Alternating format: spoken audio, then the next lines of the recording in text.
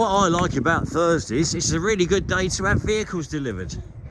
Now, this here was in Humbert's auction, and strangely it didn't sell, or it's just coming up in the auction. I can't remember now, to be honest. But what a lovely little beauty. Now, back in the real world. Oh, it's an Abbott. I love an Abbott. You can't beat an Abbott. Oh, a few bits missing, Hey, mate, how you doing? But, good looking tracks. So we've got nice tracks, very nice road wheels.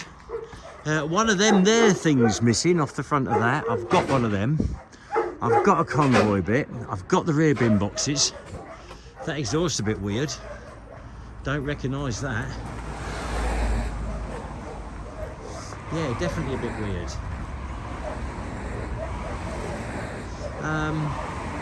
Right, okay. Are you missing something, Nigel? There should have been an awful lot of clobber come with it. Like an engine pack. I suppose we hadn't got the room, had we? Dun dun dun da da ba ba boom da da da. What we need is the proper things, don't we? Wouldn't it be lovely? The proper lumpy things that go on to hold it solid. It would be nice. But then with D-links, I feel like you can get a better turn. Yeah, yeah. And I love the noise it makes, that kind of chushung, chushung, chushung, chushung, as you go backwards and forwards. I've got used to it over the years. Yeah. Nice tracks. Nice tracks, that's what you look for. And then gaps in there, gaps in there, gaps in there. Got gaps in there, you know your bushes are going. And that could be a problem. The pads you can replace, but these bushes you can't. Once you've got gaps there, you're cattle trucked. Oh, what's going on there? What's going on there? That's where they split the track. Yes, these aren't the original tracks to this vehicle. They've been replaced, I can tell straight away. This has had quite a hard life. But these handles, I had them made the other day, funny enough. I've got them. And it's all flat steel and lumpy bits and tube, and nothing's difficult. Most of it's laying in the back. Yeehaw! Right, Tom's going to go and play with his levers. You grab hold of it, don't press the buttons on the top, yank them back and they release. And if it all goes well, now it shouldn't have really driven it with that gun not in the crutch. Can I say crutch? Probably not.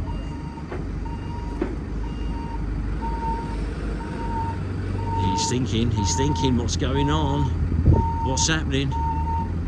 Are you good? All good. It's not even worth him being in it steering really, because he doesn't do a lot. I love that noise. My alarm clock does that. Here we go.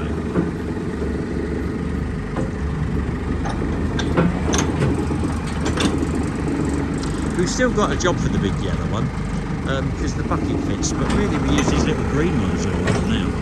Little green loaders, we love them. I guess that has got the weight, hasn't it? Yes, we can make wonderful things out of that. Yeah, wonderful things. Apparently it was lifted on the low loader. How cool is that? Not bad, is it? Yeah, I think with a bit of love, a little bit of our special love, that's what I like to see. An Abbott tank out on the floor being power washed out with the pump off. That way you know it's not full of crap. And it's very easy to get a lot of crap in an Abbott tank. And you know what the crap is? Little thin lines of red stuff. And do you know what the red stuff is? Splinters of jerry can paint. You bang your jerry cans around, you pour it in, and all these little splinters of red shit go in there, and then they all lay in the bottom of the tank, and then you put a lot of fuel in all at once, it stirs it up, blocks all your filters. Look what I just found. Now, anyone with a CVRT out there, I bet you don't know what that is.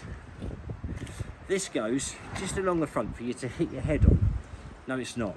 It is the clutch pad, whatever you call it. And basically, this is for a TN15E gearbox. Very, very hard to get. For you, isn't it? And we've got bloody hundreds. So we're putting new clutch pads in all our CVRTs, aren't we? Just because we want to do it. So if you need a set of these, let me know. Well, God knows why I'm up early. Had a big Indian meal last night. We went to look at a gun collection, the most overpriced bunch of rubbish I've ever seen, really. There was one or two nice bits there, but a little bit of dodgy stuff. And yes. So let's see what's happened while I've been away. Now there should have been a white Pinzagauer there for night crew to work on. That didn't seem to make it. Looks like we've had more Jeep parts come, looking by all the clobber. That's rather exciting. Let's have a look round. Looks like they've been mucking around with the tank out of the white Abbott still.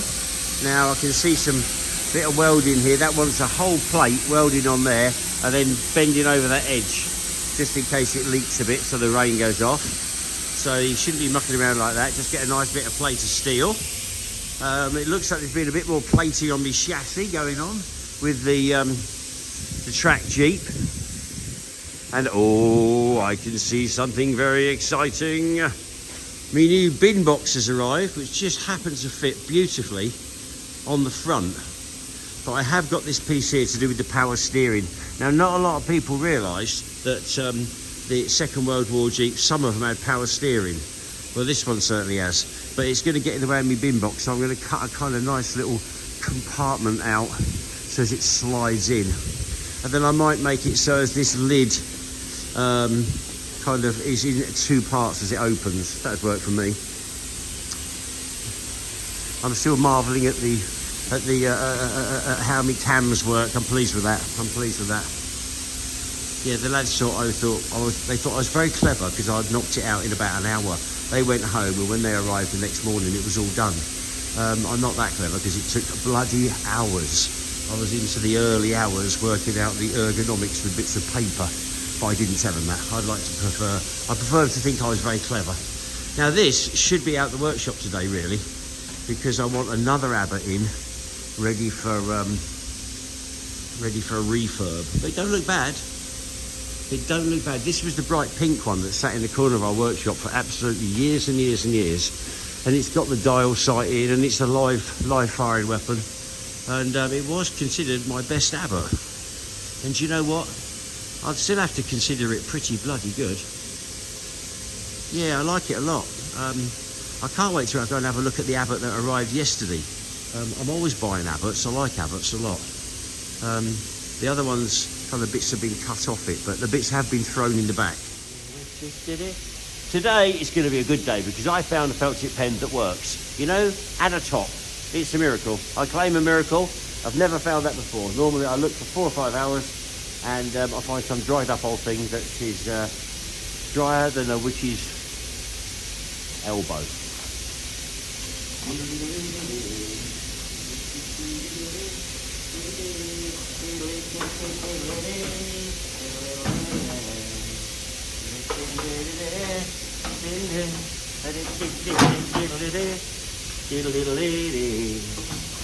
One hand. Right, that's where it's got to be cut, like that. Like that. That bit's coming out. Woohoo!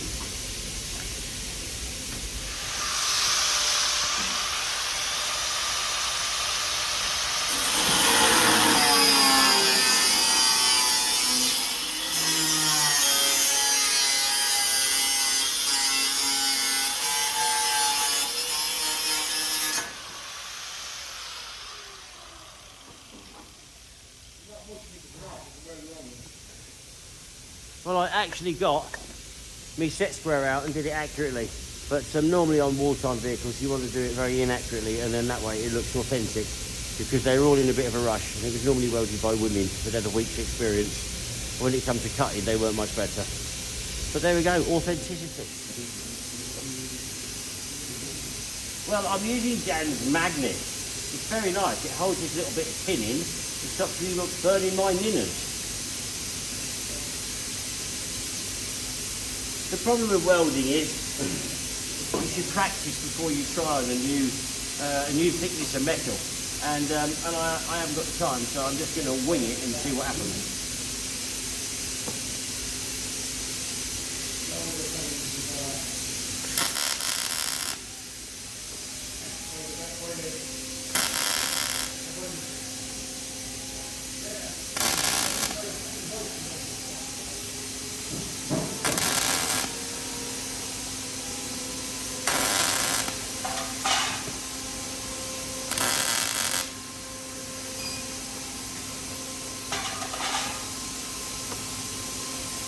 Not too shabby.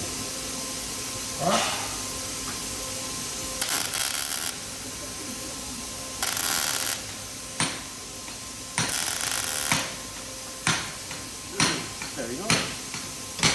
I think you can have a hole in each corner because it's bound to fill up the water, bound to, and then it'll run out, and it'll let the bumblebees go in. Yeah. Well, it's time I checked on the yard monkeys. How are you getting on, Tomo? Yeah, we're getting there. I'd be welding a tin box and burning holes in it. Well, another one nearly ready. This is part of an order that's going on a one-way holiday, and she runs great. And now what we've got to do is throw a few more goodies on it so it kind of a bit more complete. There's many parts our friends don't want, but there's many parts they do want, and it's about knowing what they do and don't want. But actually scavenging. Come here, you old vulture, what you got there? Oh, one of them. He's looking for the little locky thing that makes the window on the thermal imager housing close. We have got so much crap about. We bought 7 Spartans, and the Spartans were rammed full of all the parts the army had been collecting off the scimitars that were rare bits they wanted to keep. And then they decided they didn't want the scimitars anyway, so they stuffed them all in the back of the Spartans and let rip, rather than buy a skip. The cheap bastards. But at the end of the day, what's one man's rubbish is another man's come up. Another man's come up. £800, it's a hell of a deal. Yeah, it's right, isn't it? What was it? He wears his father's clothes. He looks incredible. Da da da da da da da. He wears his father's clothes. He looks incredible. Actually, I think his grandfather's. How you getting on, Martin? All right, we need it. Oh, look at this. Now, in business, you've either got to find a fool to buy it or a fool to sell it. And I'm a kind man with a conscience, so I find it hard to find a fool to sell things to and sell it to them without kind of feeling guilty. So what I do is I find a fool who's selling stuff cheap, and you don't find a better one than the MOD. Now this puppy here, I bought pretty cheap, and it had a brand new engine, brand new fire engine, plonked in it. Just plonked in, you can't see from this side, and all the other bits were laying in the back. So they thought it was worth putting a brand new engine kind of in it, but not fitting it out. And Martin has meticulously fitted this out with all the bits and pipes and everything was in the back. Did we have to buy anything? No. No, didn't have to buy anything. It was all thrown in the back. And so this one's going to have a brand new engine. I don't know what it's like in the back. We've got a few of these, and some of them are minty, minty, minty. And then we got this one. Look at that, look, the bed's still wrapped. There's a body on it. It's got the oxygen, it's got everything. You know that guy, Eddie Hall, he sleeps in an oxygen tent. What he could have done is bought one of these and slept in this and just turned the oxygen on. Would have saved himself a fortune, and he could go on holiday in it.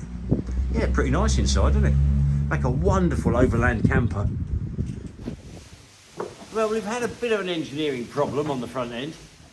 This bit here to do with the power steering. Not a lot of people know that your Second World War Trax Jeep had power steering, but there you go, at least 50% of them did.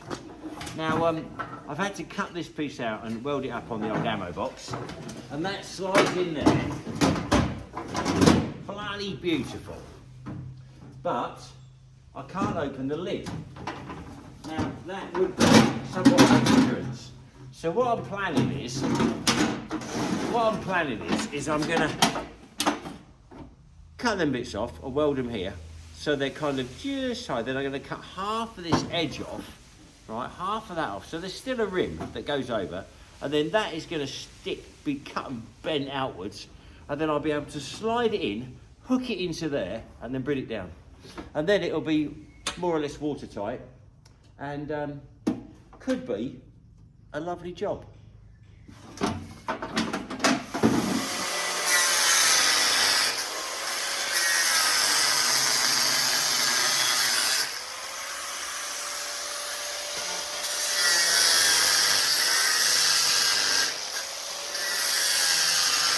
When you've got a beautiful champ, you don't take any risks. And before you start doing any journeys, first thing you do is you top your diffs up. If there's a weak part on a champ, apart from the driver, it's the the diffs. And they're very powerful, and people try to go a lot more than it was designed to, pulling bloody great big lorries and things like that.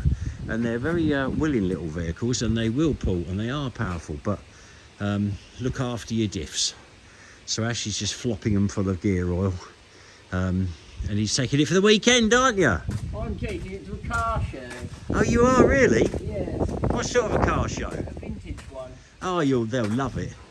I haven't rung up, I was just going to turn up. It should have gun mounts in it, and it should take Lee Enfields. Oh, bloody hell, the gun mounts aren't in it. Oh, they normally have these little hooky bits that go in. I remember on my dad's one it did. And you could have put a couple of Lee Enfields in. That would look cool. Yeah, well, anyway, enjoy. If you get a prize, let me know. Right, I'm going to leave you to lock up because I'm on a mission. Okay, wiggle your leg if you understand me. That's it, show a leg. Do you know what that means, show a leg? No, I don't. That was from the Royal Navy, and if you were man and wife hanging in your hammock, they said show a leg, and everyone went off to work, and if you showed a leg and it was a woman's leg, you had an extra 10 minutes. I don't know what he wants 10 minutes for, Christ. 30 seconds is enough, really, isn't it? So you can have a See you nap soon. afterwards. Yeah. Well, it looks a bit strange, but I'm making a fuel tank. And I know cardboard's crap when it comes to petrol, but I'm then going to copy it in steel, or maybe have it copy it in steel. I don't know, someone else, I don't know. Because my welding ain't good enough to hold fuel, I don't think. But the trick is to make a fuel tank in the style of that's going to go under the driver's seat, which would be the passenger seat, and I'm already confused. So, out comes the hot glue gun. Wonderful piece of kit. I wish it was colder in the workshop, actually, because then it would go off quicker. But things are going along.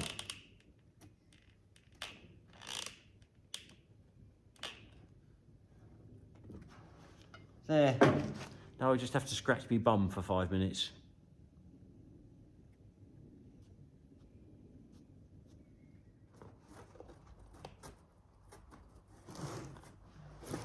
It's kind of working, but it's tricky. Lucky I used to watch Blue Peter.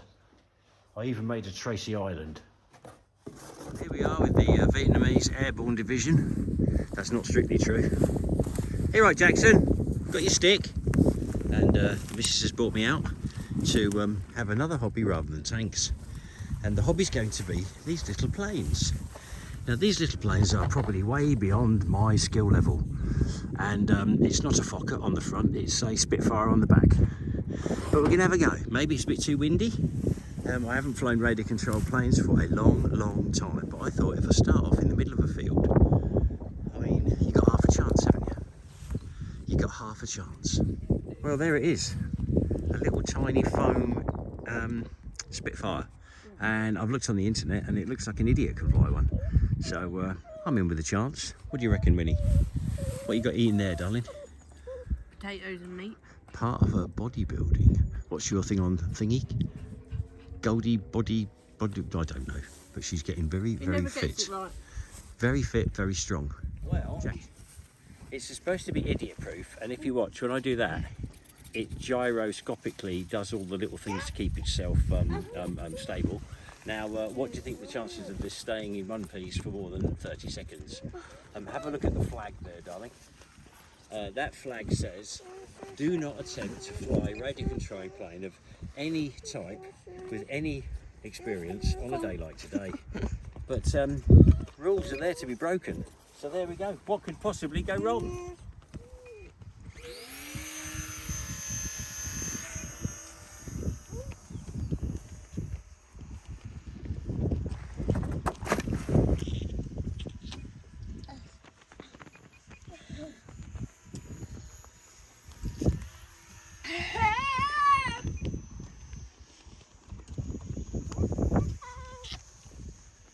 Okay, here comes the big pass. Machine guns are going. More power, Scotty, more power. Oh, nearly did a loop there. Right, I'm going to do a pass now. Bit less power, bring it in. Here we go, enter a dive and... all we've got to do is not hit the chieftain.